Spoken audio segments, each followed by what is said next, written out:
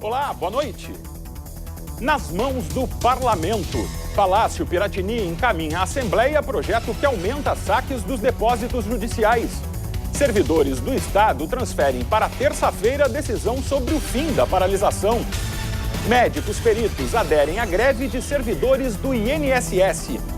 Mais um dia de transtornos no transporte coletivo na Zona Sul de Porto Alegre. Mesmo com a abertura na segunda-feira, acampamento Farroupilha da capital espera receber 30 mil visitantes neste fim de semana. Tradicional desfile dos grandes campeões marca a cerimônia de inauguração oficial da Expo Inter 2015. Você vai ver agora os principais fatos do dia na capital e no interior do estado.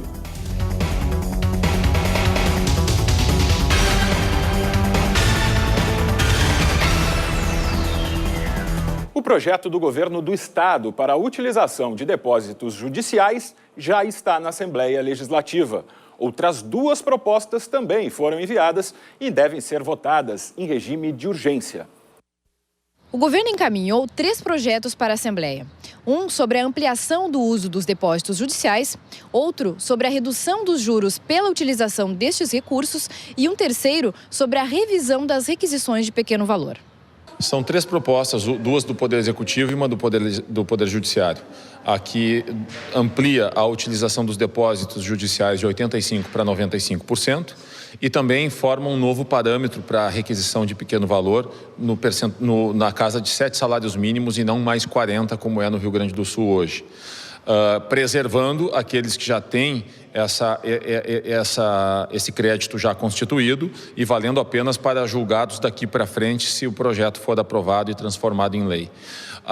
O terceiro projeto é apresentado pelo Poder Judiciário, repactua os juros da utilização desses depósitos judiciais, fazendo com que o Estado não desembolse tanto, né, para o pagamento desses juros. Então, se por um lado nós estamos ampliando o saque, aumentando o endividamento do Estado, por outro lado, nós estamos também reduzindo o juro que se paga sobre ele. E servidores estaduais transferiram para a próxima terça-feira a decisão sobre o fim da paralisação, que já dura 5 dias. Em reunião nesta tarde, o Movimento Unificado dos Sindicatos dos Servidores definiu que cada uma das categorias vai decidir em assembleia, após o feriado de 7 de setembro, se continua a paralisação. Somente o CEPERS vai manter a greve até o dia 11 de setembro, quando está previsto o pagamento da segunda parcela dos salários. Os servidores da saúde e da segurança vão seguir com as atividades padrão. Manifestações estão previstas na Assembleia Legislativa ao longo da próxima semana. Os médicos peritos do INSS entraram em greve e se juntaram aos funcionários do setor administrativo da instituição, paralisados há quase 2 meses. O governo federal alega dificuldades para aceitar as reivindicações dos servidores, que pedem a realização de concurso público e melhores condições de trabalho. No primeiro dia de greve dos médicos peritos da Previdência, apenas 30% da categoria compareceu ao trabalho para manter o atendimento à população. A paralisação atinge as 9 gerências regionais do INSS no estado. Afastado do trabalho por doença, o funcionário público Rafael Segovia teve sorte. Ele tinha a perícia marcada às 8 da manhã e foi atendido. São 2 médicos que estão trabalhando no momento. Foi tudo tranquilo, tudo perfeito. A advogada previdenciária Rosana Martins também tinha horário agendado para encaminhar um benefício de segurado, mas foi atendida na grade pelo segurança do prédio. Já tinha agendado para encaminhar esse requerimento do benefício da prestação continuada para uma pessoa extremamente carente. Vai ser pelo 135, porque se eu agendar pela internet, vai constar como se fosse um novo agendamento. No meio da manhã, os médicos peritos da Previdência realizaram uma assembleia para fazer alguns ajustes na mobilização na sede do sindicato da categoria. Eles somam menos de 300 no estado. Querem aumento de 27% nos salários e melhores condições de trabalho. A greve nacional é por tempo indeterminado. Os servidores da área administrativa do INSS estão parados há quase 2 meses. A Associação Nacional entregou para a presidência do INSS, no dia 31 de agosto, o ofício e a ata da Assembleia e recomendamos que fossem priorizadas aquelas pessoas que ainda não recebem benefício, aquelas que vão fazer a sua primeira perícia, aqueles que ainda não estão protegidos pelo guarda-chuva da Previdência. Os demais devem comparecer às agências no dia da sua marcação habitual para prorrogar o seu benefício, que com isso eles terão garantido o pagamento até a nova perícia. É uma decisão judicial a qual o INSS tem que se submeter. As linhas de ônibus que atendem a Zona Sul da capital voltaram a circular no final da tarde. Já a lotação Menino Deus não circulou nesta sexta-feira. Um dia depois dos ataques ao transporte coletivo, a vida ainda não voltou ao normal no Morro Santa Teresa. A Uniriter suspendeu as aulas no campus da Zona Sul até amanhã. As duas escolas municipais que cancelaram as aulas ontem na Vila Cruzeiro, a José Loureiro da Silva e a Martim Aranha, voltaram às atividades normais hoje.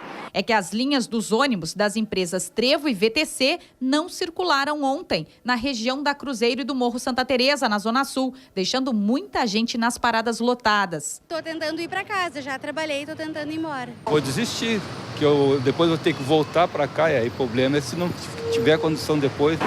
A operação voltou hoje depois das 7h30 da manhã, mas os motoristas de 4 linhas recolheram os carros para a garagem cerca de 2 horas depois. Os motoristas aguardavam aqui o próximo horário de saída do ônibus 195 UTV. Foi quando 4 mulheres teriam atravessado da vila até aqui e chegado até eles. Elas teriam informado que poderia haver represália após o enterro do jovem Ronaldo, o que aconteceu às 10 horas da manhã. Os motoristas decidiram por interromper o serviço. Como é que a gente vai sair, né?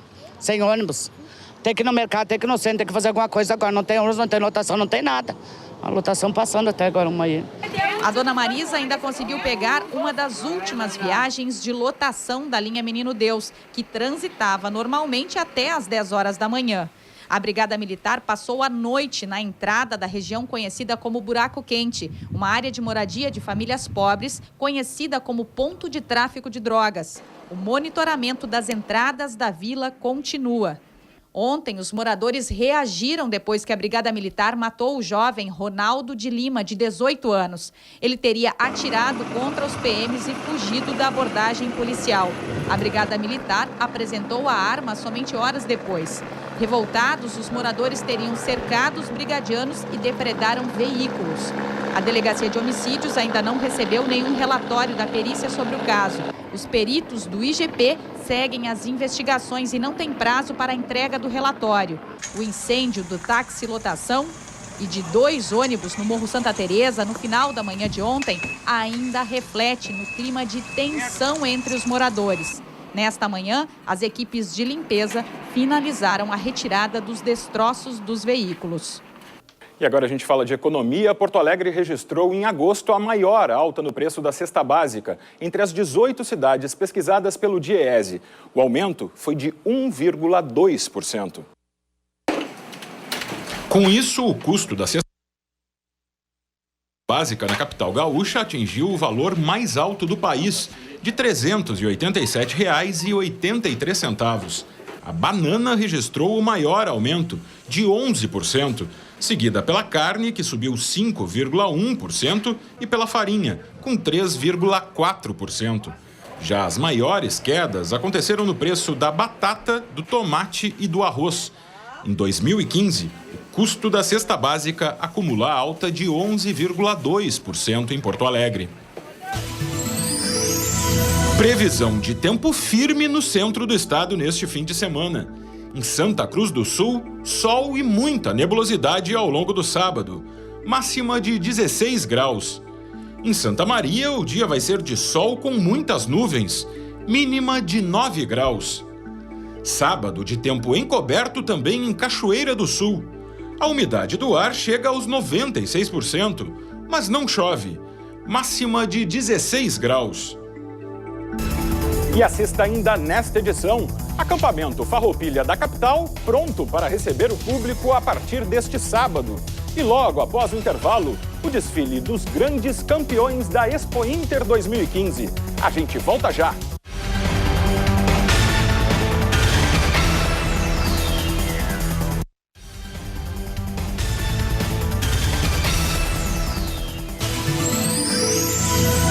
temperaturas diminuem no oeste do estado neste fim de semana.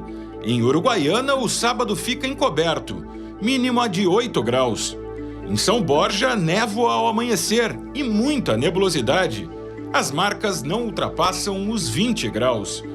Sol e muitas nuvens em Alegrete. A umidade do ar pode chegar aos 98%, mas não chove. Mínima de 7 graus.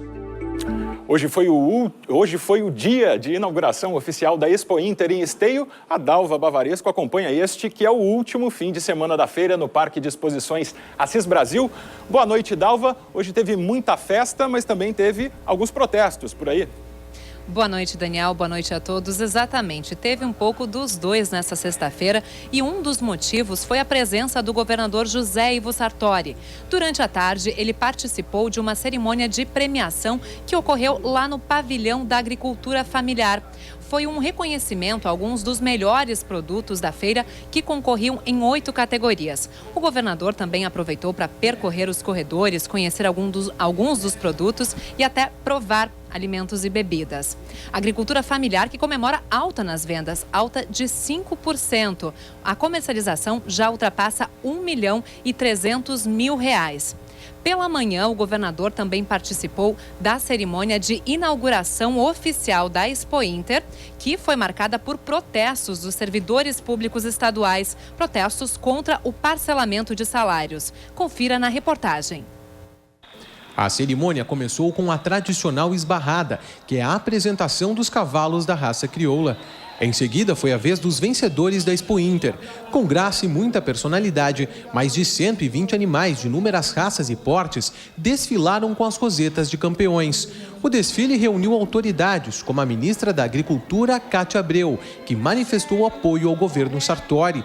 Ela destacou também os esforços do governo federal para incentivar o agronegócio.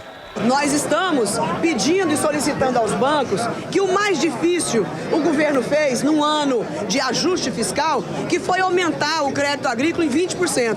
Na última safra para a penúltima, o que aconteceu? Nós não estávamos em ajuste fiscal e nós aumentamos o plano safra em 14%. Agora aumentamos em 20%. E será possível que nesse momento, na maior dificuldade, os bancos vão nos negar o apoio que sempre nos deram? Também presente, o governador José Ivo Sartori falou sobre a crise econômica no estado e da necessidade de arrumar a casa para estimular o crescimento. Podemos dizer que a área privada, as federações, especialmente a Associação Brasileira de Criadores de Cavalo Crioulo, a Farsul, o CIMERS, a FEBRAC e tantas outras instituições, inclusive os expositores, todo mundo que procurou superar isso aí, deu uma demonstração que quando a gente se junta, trabalha solidariamente e busca um caminho que é a realidade daquela que nós desejamos fazer, até Deus olha para baixo. O discurso foi acompanhado de aplausos das autoridades e vaias de um grupo de servidores públicos do estado. E agora vamos falar de uma novidade da Expo Inter desse ano, que é a presença de um estande do Laboratório Nacional Agropecuário, o Lanagro. É uma oportunidade para os visitantes conhecerem um pouco melhor o trabalho desses profissionais que cuidam da segurança alimentar. Veja na reportagem. Testes para fiscalizar a qualidade de alimentos, bebidas e produtos agropecuários em geral. É o que simula essa banca da Expo Inter. As análises fazem parte da rotina do Laboratório Nacional Agropecuário do Rio Grande do Sul, que este ano, pela primeira vez, também está sendo apresentada aqui na Expo Inter, no estande do Ministério da Agricultura. Nossa ideia de trazer o mini Lanagro aqui para a Expo Inter é aproximar a sociedade do nosso trabalho e mostrar para a criança, para o pai, para a mãe, para todo mundo que está frequentando aqui a feira, que nós fazemos parte do dia a dia delas mais do que elas imaginam. O Lanagro possui o laboratório oficial de análise de sementes. Então, sementes, principalmente as de importação, são analisadas nesse laboratório. Então, a semente, o fiscal coleta a semente, manda para o laboratório e o laboratório vai fazer uma análise, por exemplo, do poder de germinação da semente, da pureza da semente, vai ver se a semente não tem pragas, por exemplo, que são proibidas a sua entrada no país ou doenças que são proibidas. Esse equipamento detecta doenças animais, como a febre aftosa. Outros exames também avaliam a qualidade do leite. Através do laboratório é que foram descobertas as recentes fraudes no produto. Essas operações de leite compensado que foram ocasionadas desde o ano retrasado, nós tivemos uma participação intensa com as análises físico-químicas para detecção de fraude na época do formol, peróxido de hidrogênio, ureia. Nós tivemos intensa participação e atuamos, com bastante análises mensais, dando esse suporte para fiscalização no combate à fraude. Mas para muita gente que visita a feira, a fiscalização ainda é novidade. Você sabia que existia essa fiscalização? Não sabia. Fiquei bem impressionada, foi bastante informação, e encantada também, porque isso dá uma credibilidade para a gente na hora da compra. Em todo o Brasil, existem 6 laboratórios do Ministério da Agricultura. A sede gaúcha analisou mais de 46 mil amostras de produtos agropecuários em 2014. Essa sexta-feira, véspera de feriadão, foi de grande movimentação aqui pelos corredores do Parque de Exposições Assis Brasil. Segundo o último balanço dos organizadores, até agora quase 320 mil pessoas já passaram pela Expo Inter, já visitaram a feira. A expectativa é de que o público chegue a 500 mil de pessoas até domingo, quando termina o evento. Para quem vier amanhã, eu já antecipo um dos destaques da programação, destaque musical. É o show do Luiz Marenco, previsto para as 8 horas da noite. Acontece no palco de shows. Da casa da TVE na Expo Inter, Dalva Bavaresco para a 2ª edição. Obrigado, Dalva. E o TVE Repórter deste domingo vai mostrar a vida no campo, em pequenas propriedades rurais. As reportagens foram produzidas pela TVE e por emissoras parceiras no interior do estado. Porto Alegre vai ficando para trás e os avisos indicam que a área urbana vai dando lugar ao campo. O sítio do Tio Juca faz parte dos caminhos rurais. Toda a produção de hortaliças não utiliza produtos químicos. Produto químico não tem vida, ele não tem vida. Isso que eu faço tem vida. Isso aí porque se tirar daqui e levar para um outro solo que não é igual ao meu, pode não ter efeito nenhum, porque os bichinhos que tem lá, os micro-organismos, não são os mesmos. Você vai conhecer também a família Biondo, que mora em São Gotardo, no interior de Caxias do Sul. A uva é cultivada pela família há 3 gerações. Tem o que tem, porque não temos mais condições de investir mais na propriedade por fim de falta de mão de obra. O TVE Repórter vai ao ar no domingo às 10 da noite, com reapresentação na quarta-feira, no mesmo horário. O tempo continua instável na região leste do estado neste fim de semana.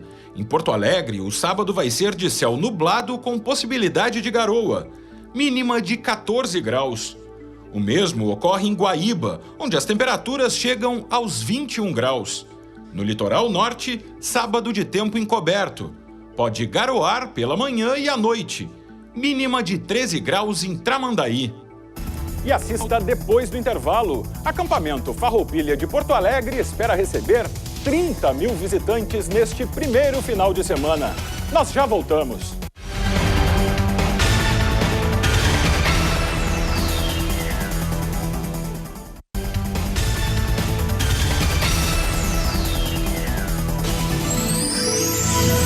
O fim de semana vai ser de instabilidade no norte do estado.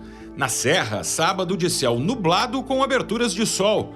Pode garoar pela manhã e à noite em Caxias do Sul. Mínima de 10 graus. No Planalto, o dia fica encoberto. Em Passo Fundo, muita nebulosidade. Máxima de 20 graus.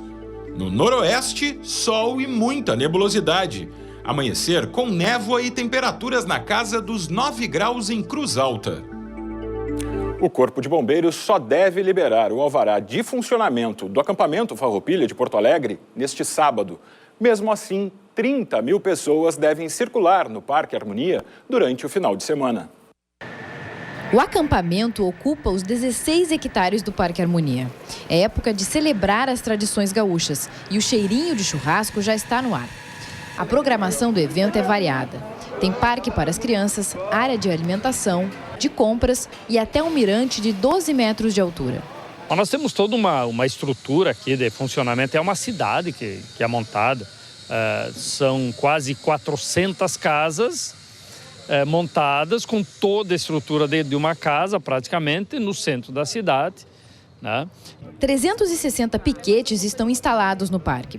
70 deles participam do projeto Turismo de Galpão, que oferece oficinas sobre a história, os hábitos e a culinária gaúcha. Com quase tudo pronto, só falta a aprovação do plano de prevenção contra incêndios. A previsão é de que seja liberado amanhã. Os bombeiros já nos definiram antes como é que deveria ser e nós estamos fazendo de acordo com o que eles determinaram e aí fica melhor para todo mundo. A abertura oficial ocorre na segunda-feira, às 6 da tarde, com a chegada da Chama Crioula. Mas a visitação já começa no sábado. A programação inicia a partir das 11 da manhã com uma oficina sobre café campeiro. O tempo fica instável neste fim de semana no sul do estado. Em Bagé, sol e períodos de céu nublado, mínima de 6 graus. Em Pelotas, o sábado vai ser de tempo nublado e pode garoar durante o dia. A máxima não ultrapassa os 19 graus. No litoral sul, o dia fica encoberto e com muita nebulosidade. Mínima de 11 graus em Rio Grande. Fim de semana de feriadão, a previsão é de que 50 mil pessoas deixem a capital nas próximas horas pela rodoviária de Porto Alegre. A movimentação foi intensa durante a tarde. Foi preciso ter paciência para conseguir comprar as passagens. Segundo os administradores da rodoviária, foram disponibilizados 450 ônibus extra. Já de acordo com a Polícia Rodoviária Federal, 80 mil veículos devem deixar Porto Alegre pela Freeway entre hoje e amanhã. Outros 40 mil carros devem seguir pela BR-116 com a Serra, o que pode provocar lentidão, principalmente na manhã deste sábado. Também é grande a movimentação nas BRs 386, 290 e 116, no sentido sul do estado. Na segunda-feira, a PRF orienta que os motoristas evitem viajar entre as 3 da tarde e as 9 da noite, já que há previsão de congestionamento nesses horários. E você confere agora imagens ao vivo das câmeras da Concepa na altura do quilômetro 92 da Freeway, onde o fluxo é intenso. O fluxo de veículos é intenso no acesso à BR-116 em Canoas. Passam pelo local, neste momento, mais de 80 veículos por minuto.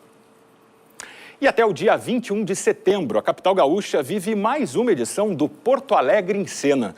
O festival, que é uma tradição entre os porto-alegrenses, traz atrações nacionais e internacionais de teatro, dança e música. As fontes inspiradoras da arte são muitas, mas o destino das criações tem um sentido: o público. E o pessoal estava animado para mais uma edição do Porto Alegre em Cena. Eu procuro não perder nenhum Porto Alegre em Cena, sempre vem shows maravilhosos e de outros lugares. É uma oportunidade única, por um preço acessível, vale a pena. Pena que muitas vezes a gente não consegue ver todos que a gente gostaria, mas é muito bom Porto Alegre em Cena. Mais uma vez, os palcos da capital são ocupados por diferentes talentos e expressões artísticas. A estreia do festival ocorreu no Teatro São Pedro e a fila era grande para ver a cantora, compositora e coreógrafa americana Meredith Monk. O evento está recheado de atrações de outros países, como França, Argentina e Uruguai. Há 22 anos, o Encena traz à cidade alguns dos maiores grupos, dos maiores diretores, espetáculos que correm às grandes capitais do mundo. Então, esse serviço é extremamente importante no sentido de fortalecer plateias, formar novas plateias e conectar a cidade com o melhor das artes cênicas. Nos 19 dias do Porto Alegre em Cena, vão estar no palco mais de 30 peças de teatro, como Frida e Diego, Krum e Galileu Galilei. Alguns espetáculos são descentralizados, apresentados em bairros periféricos. Desde a primeira edição, o Encena não quer atingir apenas o público que já tem esse costume de ir ao teatro, e sim as populações mais carentes, aquelas que estão longe demais do centro da cidade, onde normalmente os teatros estão situados, né? Para ver a programação completa e obter informações sobre a compra de ingressos, acesse o site www.portoalegreemcena.com.